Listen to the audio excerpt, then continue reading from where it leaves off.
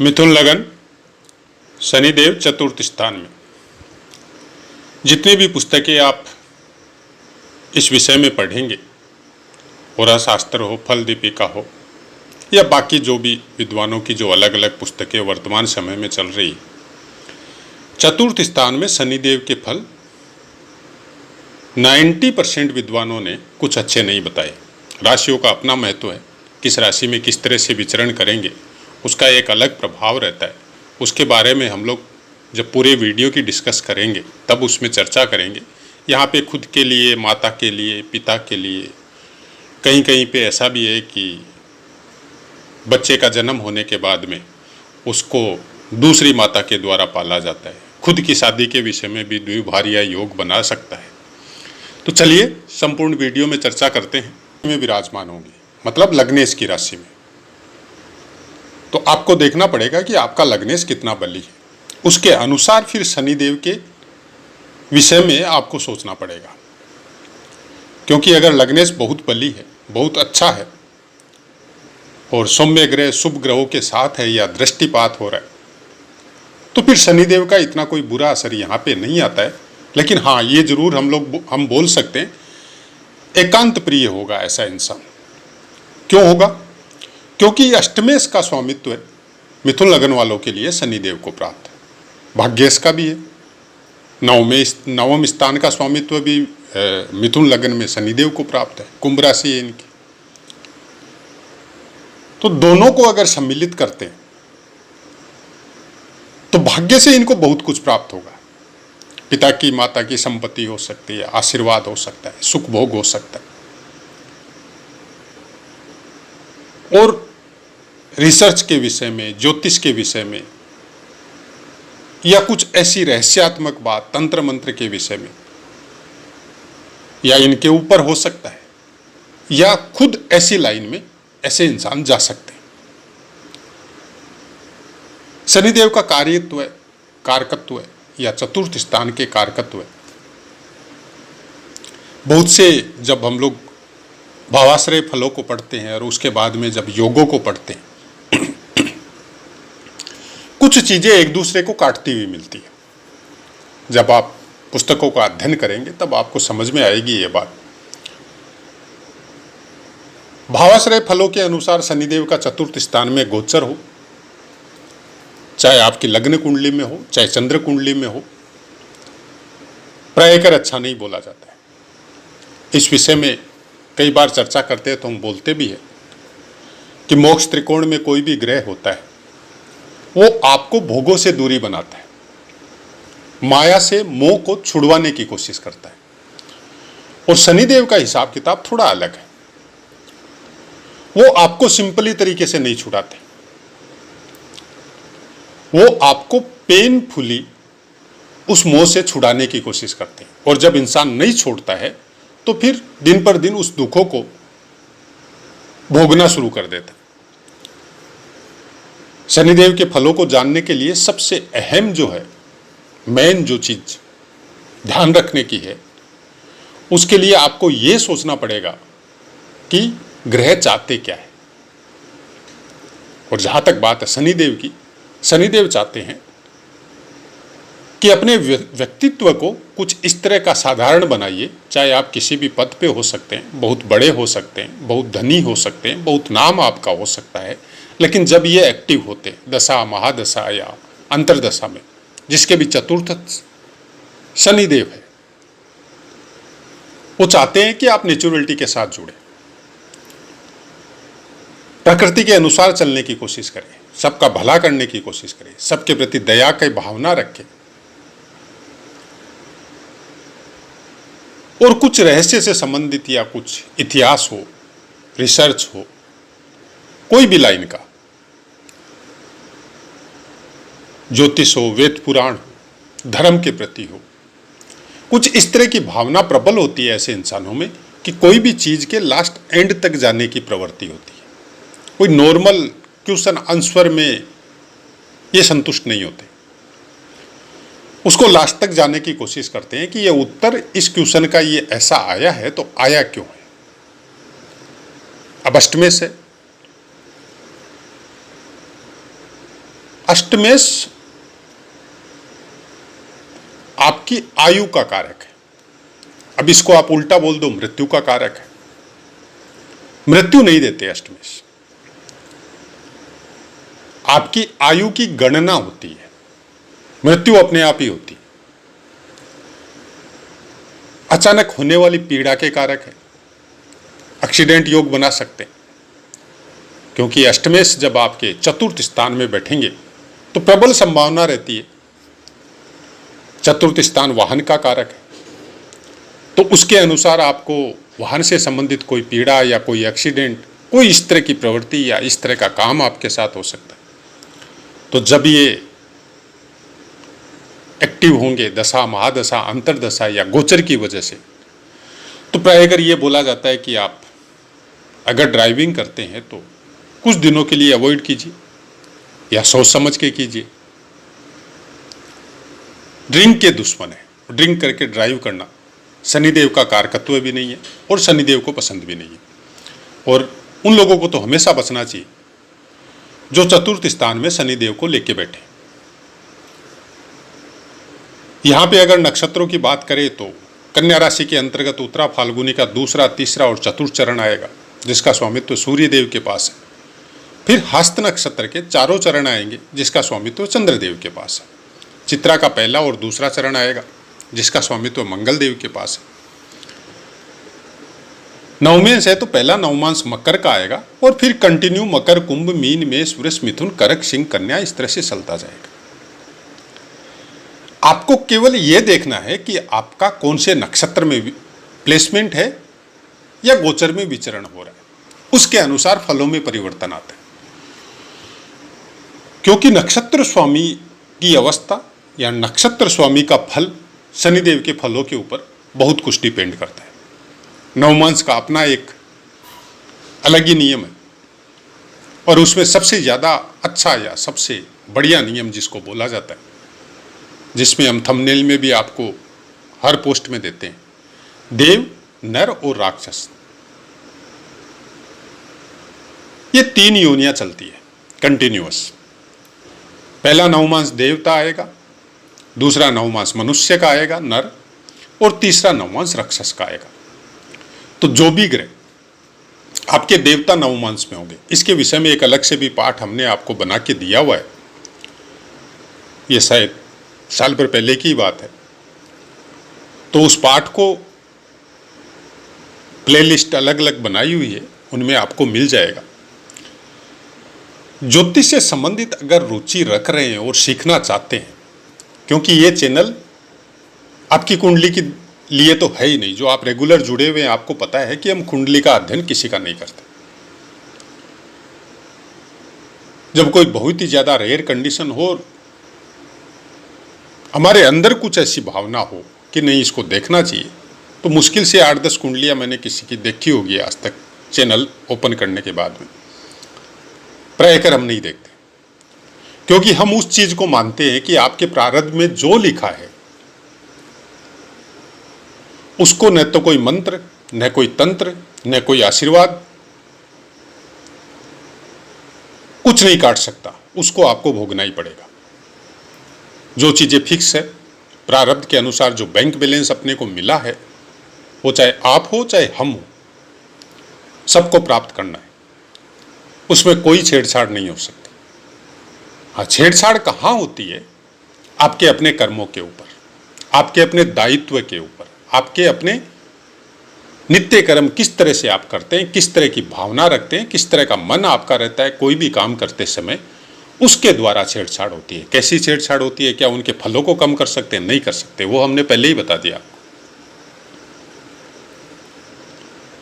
आप अपनी ऊर्जा को कुछ इतनी लेवल तक बढ़ा या घटा सकते हैं कि आने वाले अच्छे फलों का और ज्यादा अच्छे तरीके से आपको मिले, या आने वाले बुरे फलों का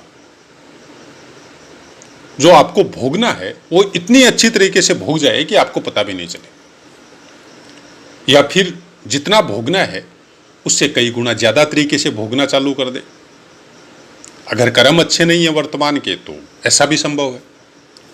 तो दोनों बातें हैं, इसलिए बोला जाता है कि जितने भी ज्योतिष या जो भी भविष्य देखने की विद्या या ज्ञान है, वो कभी भी सोशल मीडिया के द्वारा प्राप्त करके आप कुंडली, समय,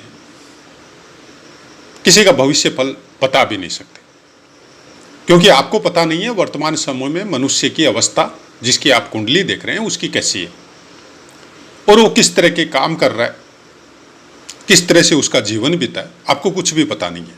तो फिर आप कुछ नहीं बता सकते, और बताएंगे तो फिर वो वाक्पटुता है कि कुछ इस तरह के वाक्य हम लोगों ने गढ़ लिए हैं जो 90% आदमियों को मिलते हैं।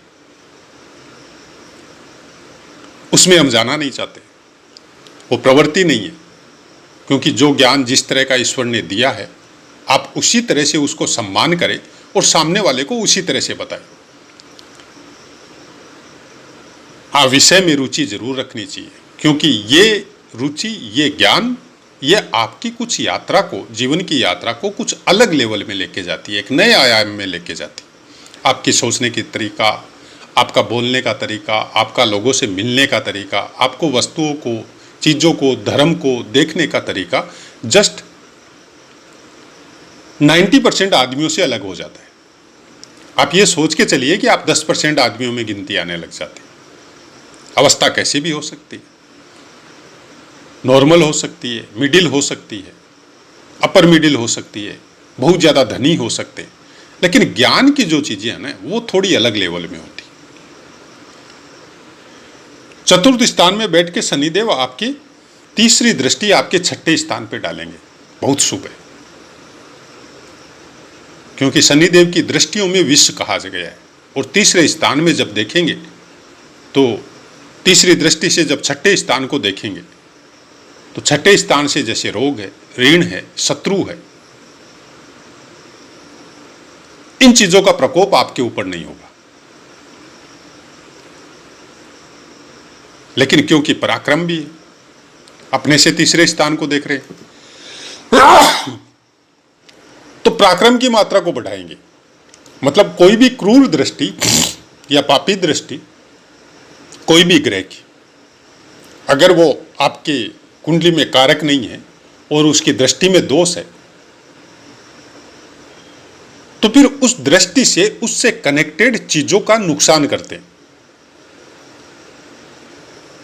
पराक्रम को बढ़ाएंगे, ये फिर क्यों हो सकता है? ये हो सकता है क्योंकि तीसरी दृष्टि का महत्व थोड़ा अलग होता है। रोग, ऋण, शत्रु आपका ऐसे ही नष्ट नहीं होगा, आप अपने पराक्रम को बढ़ा के उसको नष्ट करेंगे। लेकिन यहां पे थोड़ा माइनस फैक्टर भी है कि आलस्य की भावना अगर जागृत हो गई तब फिर इन चीजों से नुकसान भी हो सकता है। सातवीं दृष्टि आपके कर्म क्षेत्र पे डालेंगे। कालपुरुष की कुंडली अनुसार इनका खुद का स्वामित्व है वहां पे, तो काम के प्रति मोह देंगे, अपने दायित्वों के प्रति जिम्मेदारी देंगे, कुछ अनुशासन प्रिय होता है ऐसा इंसान। उसके बाद में दसम दृष्टि आपके लगन पे पड़ेगी। अब लग्नेश की अवस्था क्या है, यह आपको खुद को जज करना है वहां पे, क्योंकि लग्नेश बुध होगा और बुध कहां पे प्लेसमेंट है, किस तरह की अवस्था उनकी है, उसके अनुसार फिर शनिदेव की दसम दृष्टि का आपको फलादेश करना पड़ेगा। प्रायकर दसम दृष्टि 25% ही खराब होती है, 75% अच्छी होती है। कर्मठ होता है ऐसा इंसान, दायित्वों का निर्वाह करने में सक्षम भी होता है,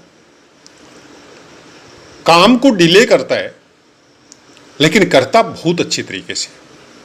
एक बार करने के बाद में दोबारा घूम के इनको चेक नहीं करना पड़ता है कि हमने सही किया या गलत किया। लेकिन वहां पे बात वही है कि आपकी लग्नेश की अवस्था कैसी। भाग्येश भी है, चतुर्थ स्थान में बैठेंगे, तो भाग्य के द्वारा चतुर्थ स्थान से संबंधित जो पुस्तकों में जो बोला गया है कि चतुर्थे शनि आपको संपत्ति के विषय में हो, माता पिता की संपत्ति के विषय में हो, पुश्तैनी जमीन जायदाद के विषय में हो, अच्छा फल नहीं बताया गया है। लेकिन क्योंकि यह भाग्येश भी है और चतुर्थ स्थान में बैठे हुए, तो उन सब फलों को हम नहीं मानते। हाँ, कुछ चीजें हैं कि आपका चतुर्थेश खुद लग्नेश है, कन्या राशि, तो वो अगर बलवान है तो ऐसी कोई चीज फिर देखने को यहाँ पे नहीं मिलेगी। फिर नवमांस का अपना एक महत्व है। क्या अपने ही नवमांस में बैठे हैं, या फिर देव, नर या राक्षस कौन से नवमांस में बैठे, नक्षत्र के कौन से चरण में बैठे हुए और नक्षत्र स्वामी कहां विचरण कर रहा है। प्रायकर हम ये बात बोलते हैं कि किसी भी एक ग्रह से किसी फल को जब अध्ययन करें पुस्तकों के अनुसार, बहुत से वीडियो में बोला है हमने ये बात, तो पहले तो उस ग्रह के ऊपर दृष्टियों को देखिए कि कोई दूसरे ग्रह की दृष्टि उस ग्रह पे आ रही है या नहीं आ रही है। कई बार क्या होता है कि बहुत अच्छे फल प्राप्त होने चाहिए लेकिन नहीं मिल रहे, तो फिर आपको दृष्टियों को देखना पड़ेगा या फिर आपको नवमांस देखना पड़ेगा। नक्षत्रों का भी बहुत बड़ा महत्व होता है और हम बोलते हैं कि नक्षत्रों का सबसे ज्यादा महत्व होता है, इसलिए हमने नक्षत्रों के पाठ बहुत ज्यादा दिए हैं इसमें। जब हम लोग, आपकी बात नहीं हमारी भी, शुरुआत जब पुस्तकों से की थी तो बड़े दुखी होते थे यह सब अपनी कुंडली पे या परिवार की कुंडली पे जब उन फलादेशों को पढ़ते थे तो मन में बहुत तकलीफ होती थी कि क्या ऐसा होगा। लेकिन जब प्रैक्टिकल में ऐसा होता हुआ नजर नहीं आता था तब समझ में आता था कि नहीं, ये जो पुस्तकों में श्लोकों के द्वारा जो अर्थ दिया गया है ना, ये की है, ये कन्फर्मेशन नहीं है, ये एक चाबी है उस ताले की, उसके अंदर बहुत कुछ छिपा हुआ, वो आपको अभ्यास के द्वारा मिलेगा, इन पुस्तकों को बार बार रीडिंग करने के द्वारा मिलेगा, ऐसे ही नहीं मिलेगा। फिर आपको अपने इष्ट के प्रति, अपनी धार्मिक भावनाओं के प्रति, अपने अगल बगल में जो परिवार में आपको रिश्तों के रूप में जो ग्रह दिए गए हैं भगवान ने, उनके प्रति सम्मान के साथ रहने से फिर एक अलग लेवल का ज्योतिष आपके अंदर प्रकट हो, चाहे समझ में आना चालू हो। क्योंकि इस सब्जेक्ट को जितना आप समझते जाएंगे, जितना इन ग्रहों का या नक्षत्रों का अध्ययन करते जाएंगे, उतनी बुद्धि का लेवल थोड़ा अलग लेवल में चलना चालू हो जाएगा, जिसको शब्दों में बयान करना बहुत मुश्किल होता है। क्योंकि इस यात्रा में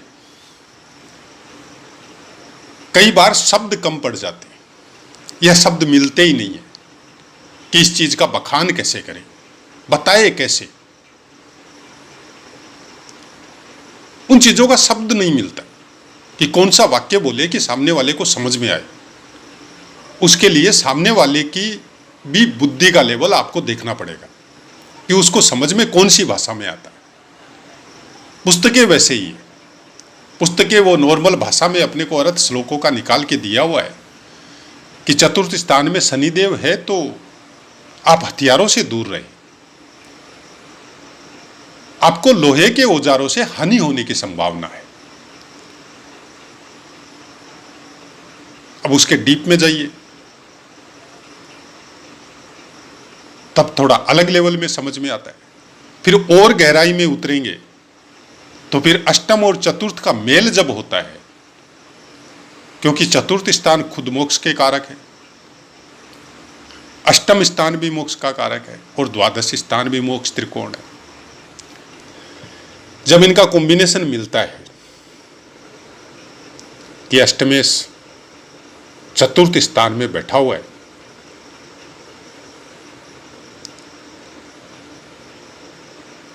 तो माता के प्रति विशेष स्नेह होने के बावजूद माता का साथ नहीं मिलता। ऐसे इंसान को अगर प्रोग्रेस करनी है, जीवन में कुछ करना है, तो आपको अपने जन्म स्थान से दूर जाना पड़ेगा। आपके अंदर माता के प्रति आदर में कमी नहीं आएगी, विचारों का टकराव हो सकता है। प्रेम को निरंतर रखना है, सम्मान को हमेशा रखना है। थोड़ा दूर जाइए, कहीं सर्विस करना हो या स्टडी करना हो,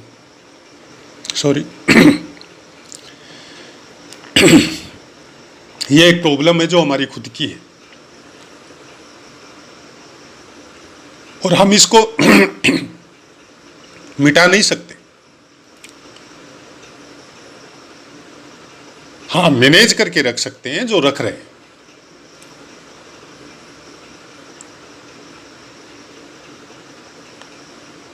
किसी के पास कोई इलाज नहीं है। वैसे ही प्रारब्ध के भोग जो जन्मपत्री में आपको प्राप्त होते हैं उसको खत्म नहीं कर सकते। कुछ चीजों से अगर आप दूरी बनाते हैं कि ग्रह आपका ये नहीं चाहता है, तो आप अगर उस चीज के अगेंस्ट में जाएंगे तो फिर बुरे परिणाम मिलेंगे और उसके फेवर में चलेंगे तब उससे बचाव होने की संभावना थोड़ी ज्यादा होती है। लहरों के विपरीत तैरना यह भी तब भी प्राप्त होता है इंसान को जब आपका ग्रह आपको फेवर कर रहा, सूर्य हो, मंगल हो। लेकिन कोई चीज आपका फेवर नहीं कर रही है तो उस ग्रह से संबंधित कामों को उसके अगेंस्ट में मत कीजिए। पहले आप डिसाइड कीजिए कि कौन सा ग्रह कौन से कामों को फेवर करता है, कौन सो को नहीं करता है। भाग्य के संबंध में हो, सुखों के संबंध में हो, जब अपना सुख चतुर्थ स्थान में जिसको भी शनिदेव प्राप्त है, चाहे वो किसी की भी कुंडली में और किसी भी लगन में हो, अगर आप अपना सुख सबको सुखी रख के अगर देखना चालू कर देंगे तो यहां पे शनि बहुत फेवर करता है। लाइक हर समय लोगों का भला करना, सबके दुख दर्द में शामिल होना, अपनी जैसी अवस्था है उसी अवस्था के अनुसार जितना हो सके सबके हित में रहना। जो आपको दायित्व मिला है अपने परिवार के लिए, समाज के लिए, उसका ईमानदारी से, सत्यता से निर्वहन करना, यहां पे शनिदेव का फल बहुत अच्छा कर देता है। अब बोलने को आप ये बोल सकते हैं कि कैसे कर सकता है जब पुस्तकों में ऐसा लिखा है। भाई, जब आप अपनी यात्रा को ज्योतिष में आगे बढ़ाएंगे ना, तब ऐसी चीजें आपको देखने को मिलेगी। कुछ चीजों को अपने ऊपर लेके देखिए। आप में से किसी का भी शनिदेव अगर चतुर्थ में है और आपको पीड़ा मिल रही है तो इस आदत को अपना के देखिए। अपने पास कुछ मत रखिए, जो करना है अपनों के लिए कीजिए। किसी के प्रति कुंठा, किसी के प्रति दुश्मनी, किसी के प्रति अपवचन, किसी का अनादर मत कीजिए। माता या माता से कनेक्टेड जो भी स्त्रियां आपके परिवार या समाज में हैं, सबके प्रति आदर रखिए। हो सकता है आपको खराब बोले, हो सकता है आपको गाली दे,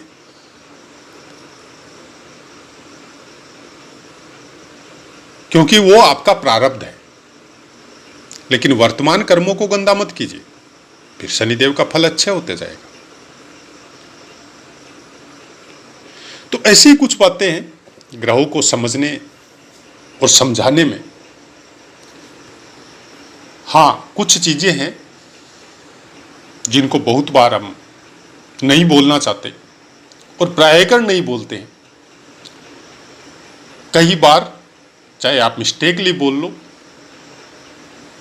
चाहे उस ऊपर वाले की मर्जी सोच लो, शब्दों के द्वारा वीडियो में चला जाता है तो कई बार हमको भी पता नहीं चलता है उस बात का। अब क्यों चला जाता है, किस लिए जाता है, ये हम नहीं जानते। लेकिन हाँ, जिस ग्रह की प्रिडिक्शन कर रहे हैं, जिस भाव की कर रहे हैं, वो उसी के अनुरूप ही होता है। ऐसा नहीं है कि कुछ बना के बोला गया। इधर उधर की बातें करके, फालतू के आपको उपाय बता के, कोई टोटके बता के, न तो हम कभी खुद भ्रमित होते हैं ये सब बातों से,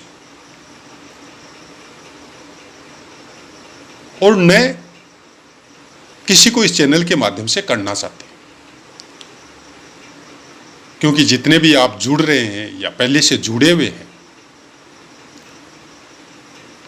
इस बात का आपको पता है कि हम कोई अननेसेसरी कोई चीजें आपको बता के भ्रमित करने वाली प्रवृत्ति हम नहीं रखते।